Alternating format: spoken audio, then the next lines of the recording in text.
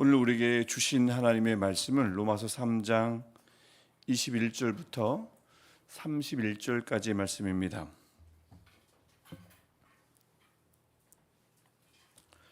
로마서 3장 21절부터 31절까지의 말씀 우리 한 절씩 교독하고 마지막 절 31절은 함께 읽도록 하겠습니다. 이제는 율법 외에 하나님의 한 의가 나타났으니 율법과 선지자들에게 증거를 받은 것이라.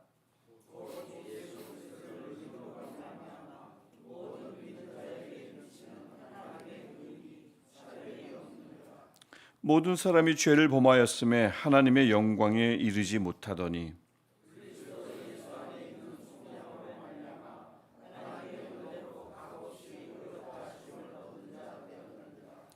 이 예수를 하나님이 그의 피로써 믿음으로 말미암는 화목제물로 세우셨으니 이는 하나님께서 길이 참으시는 중에 전에 지은 죄를 간과하심으로 자기의 의로우심을 나타내려 하심이니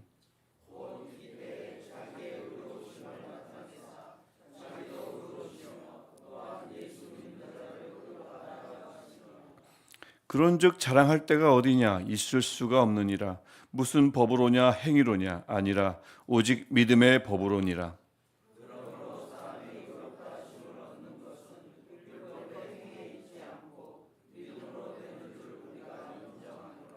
하나님은 다만 유대인의 하나님이시냐 또한 이방인의 하나님은 아니시냐 진실로 이방인의 하나님도 되시느니라.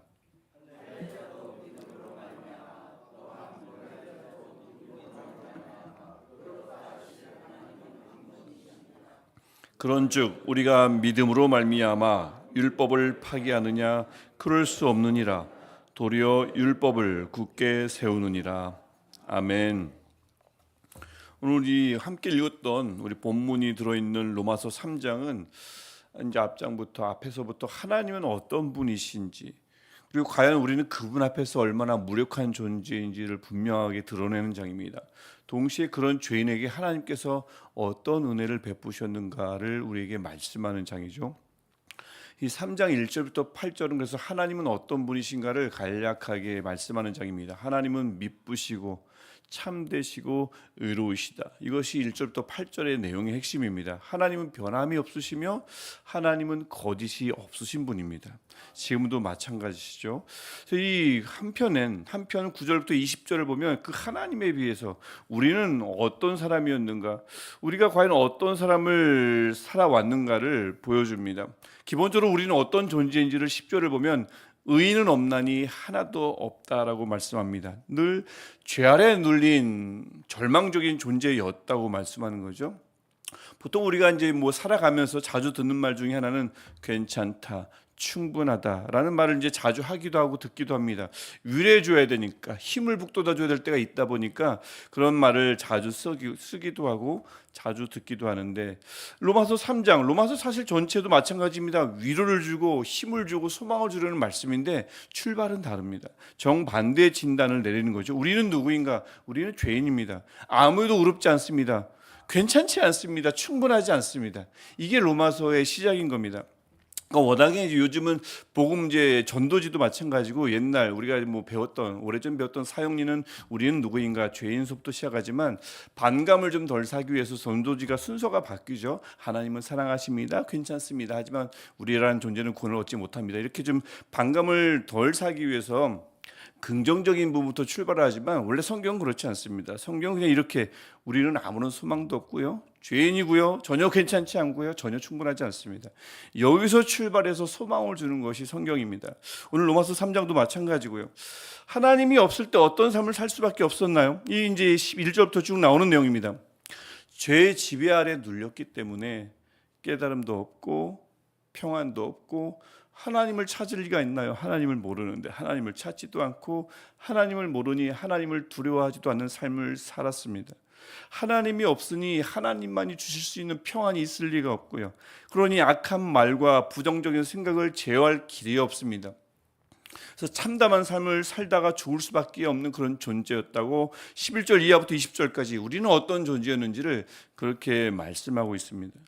이 말씀을, 이 우리의 신세를 23절이 다시 한번 역설합니다. 모든 사람이 죄를 범하였음에 하나님의 영광에, 하나님의 구원에, 하나님의 계신 곳에 결코 이를 수 없다는, 이렇게 말씀하죠. 비참한 존재였다고 다시 한번 역설하는 것입니다. 여기까지만 보면 굉장히 비참한데, 하지만 21절 이후는 어쨌든 우리에게, 절망적인 우리에게 찬란한 구원의 빛이, 찬란한 소망의 빛이 비쳤다고 말씀하는 장입니다. 본문입니다. 21절을 보시면 그래서 이제는 하나님의 한 의가 나타났으니 라고 말씀합니다. 즉 예수 그리스도가 이 땅에 오신 것, 우리가 다 알고 있는 내용이죠. 예수 그리스도가 이 땅에 오셨다고 말씀합니다. 오셔서 무엇을 하셨습니까? 24절 말씀 보시면 예수 그리스도의 속량으로 말미암아 우리가 은혜를 입어서 의롭다 하심을 얻은 자 되었느니라라고 말씀합니다. 24절 말씀이죠. 분명한 건 의롭다 하심을 얻은 거지 의롭게 된 것도 아니고 내가 의롭다 하심을 쟁취한 것도 아닙니다. 내가 무언가로 쟁취한 것이 아닙니다. 믿음으로 의롭다 하심을 얻은 거지 어떤 도덕적 종교적 행위로 의롭다 하심을 얻은 게 아닙니다. 당시에 뭘 하면 아직 신의 이쁨을 받을까? 당신은 다른 게 없습니다. 많이 드리면 됩니다. 많은 재물을 드리면 되고 심지어는 내 아들까지 바치면 신은 나를 이뻐하겠지. 그게 그 당시의 종교 사상입니다. 많이 주어야, 많이 드려야, 바쳐야 신은 나를 이뻐한다. 은혜를 베푼다. 이게 그런 사상이지만 그렇지 않습니다. 그냥 믿음으로 의롭다 하심을 얻은 거지 어떤 행위로 의롭다 하심을 얻은 것이 아닙니다. 그래서 26절을 보시면 자기도 의로우시며 또한 예수 믿는 자를 의롭다 하려 하심이라. 아멘. 우리는 예수를 믿는 믿음으로 인해서 의롭다 하심을 얻은 것이라고 다시 한번 말씀하고 있습니다. 그리고 이것을 확실히 두는 본문이 28절인데요. 28절은 우리가 한 목소리로 함께 읽어보겠습니다. 그러므로 사람이 의롭다 하심을 얻는 것은 율법의 행위에 있지 않고 믿음으로 되는 줄 우리가 인정하노라. 아멘. 믿음으로 되는 것입니다. 그래서 이 거룩한 하나님의 구원 역사에 믿음으로 의롭다 하심을 주시는 하나님의 역사에 차별이 있는가? 왜 이 말씀을 하냐면 당신은 그렇게 생각했거든요. 하나님은 유대인을 더 많이 사랑하셔. 이제 이방인의 하나님은 아니셔라는 이런 착각이 유대인들 사이에 있었고 심지어는 유대인 그리스도인 사이에도 있었습니다. 요즘 이제 로마서를 하다 보니까 또 유대인 그리스도인, 이방인 그리스도인이라는 말을 많이 들으시는데 그리스도인이지만 교회 안에는 유대인 그리스도인이 있었고 이방인 그리스도인이 있었습니다. 근데 유대인 그리스도인들은 어떤 그런 우리는 특혜를 입었다는 생각이 있었겠죠. 사도 바울은 다시 한번 강조합니다. 하나님의 거룩한 구원 역사에는 어떤 차별도 없습니다. 유대인이든 이방인이든 의롭다 하심을 얻으려면 무엇뿐입니까? 믿음뿐입니다. 다른 방법이 없습니다. 특정 대상에게 어떤 특혜도 주어지지 않았다고 29절과 30절이 말씀하고 있습니다. 그러니까 어느 누구도 자랑할 수 없다고 27절이 말씀하죠. 그런즉 자랑할 때가 어디냐? 있을 수가 없느니라. 남들보다 다 착하게 살아와서 의롭다 하심을 얻은 것 아니고요. 그냥 은혜입니다. 그냥 은혜로 얻은 것입니다. 그렇다면 예수를 믿은 이후에도 마찬가지라고 볼 수 있겠죠. 이 공식은, 이 원칙은, 하나님이 은혜를 베푸시는 이 원리는 결코 바뀌지 않습니다. 당시 사람들의 신관과는 전혀 다른 것입니다. 내가 덜 바쳐서 삶이 너무 곤두박질 치면 아들이 많은데 하나만 바쳐볼까? 이게 그 당시 사람들의 생각인데 이 생각이 자칫 잘못하면 우리 생각에, 우리 삶 속에 파고들 수 있습니다만 그렇지 않습니다. 우리를 의롭다 하실 때 은혜로 행하셨다면 지금도 은혜로 행하시는 줄 믿습니다. 예수를 믿은 이유도 마찬가지라는 얘기죠.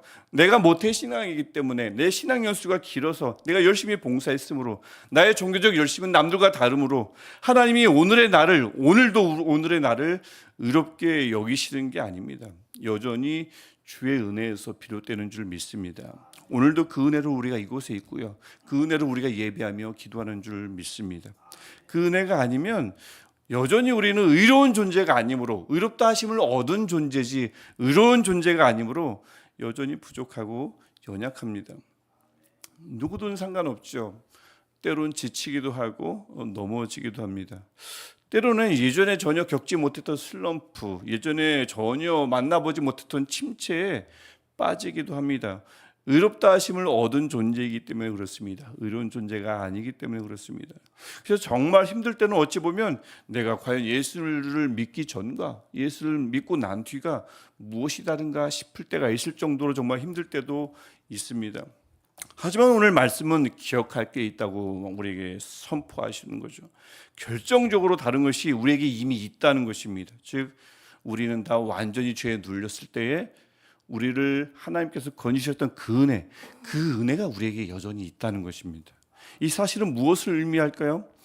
우리가 어느 누구도 헤어나올 수 없는 그 어떤 굴레보다 더 큰 죄와 사망의 권세에서 우리가 건짐을 받았다면, 그래서 하나님의 자녀가 됐다면 살아가면서 내 눈으로 볼 때 도무지 가망이 없는 슬럼프, 영적인 침체와 무기력, 변화가 일어날 것 같지 않은 변치 않는 상황들, 나는 간절히 기도하지만 도대체 언제 변화가 일어날 것인가, 그것이 보이질 않으니 지쳐버린 상황 속에서도 하나님은 우리를 넉넉히 건져내실 수 있는 줄 믿습니다. 죄와 사망에서 건져내셨다면 우리를 건져내실 수 없는 굴레가 어디 있겠습니까? 어떤 상황 속에서도 하나님은 우리를 건져내실 수 있는 줄 믿습니다. 오늘도 여전히 연약합니다. 오늘도 여전히 부족합니다. 그럼에도 우리를 의롭다 하신 하나님께 우리가 은혜와 긍휼을 구할 때 우리를 건짐바 되신 하나님은, 우리를 단번에 건짐바 되신 하나님은 오늘도 우리를 결코 버리지 않으시며 힘주시고 일어나게 하시며 믿음과 소망을 다시 북돋아 주실 줄 믿습니다. 우리 그 하나님을 믿고 살아가는 오늘 하루 또 남은 여생 되시기를 주의 이름으로 축복합니다. 기도하겠습니다. 하나님, 오늘 우리 함께 나눈 말씀을 통해서 아무 자격 없는 우리에게 의롭다 하신 은혜를 다시 한번 돌아보게 하시고 기억하게 하시니 감사합니다. 오늘도 우리에게 주신 그 큰 은혜를, 그 크신 은혜를 잊지 않게 하시고 주의 긍휼을 겸손히 구할 때 행여 우리를 힘들게 하고 우리에게 찾아오는 낙심과 연약함 속에서도 다시 일어나게 하시고 불안함과 걱정 속에서도 우리를 건져내시며 주님만을 바라보게 하셔서 오늘도 우리를 도우시는 주를 믿는 믿음과 소망으로 살아가게 하옵소서. 예수 이름으로 기도합니다. 아멘. 하늘에 계신 우리 아버지, 아버지의 이름을 거룩하게 하시며 아버지의 나라가 오게 하시며 아버지의 뜻이 하늘에서와 같이 땅에서도 이루어지게 하소서. 오늘 우리에게 일용할 양식을 주시고 우리가 우리에게 잘못한 사람을 용서하여 준 것 같이 우리 죄를 용서하여 주시고 우리를 시험에 빠지지 않게 하시고 악에서 구하소서. 나라와 권능과 영광이 영원히 아버지의 것입니다. 아멘. 오늘도 우리에게 은혜로 말씀하시며 의롭다 하시는 하나님 앞에 우리 간절히 기도하시겠습니다. 하나님, 우리 아버지,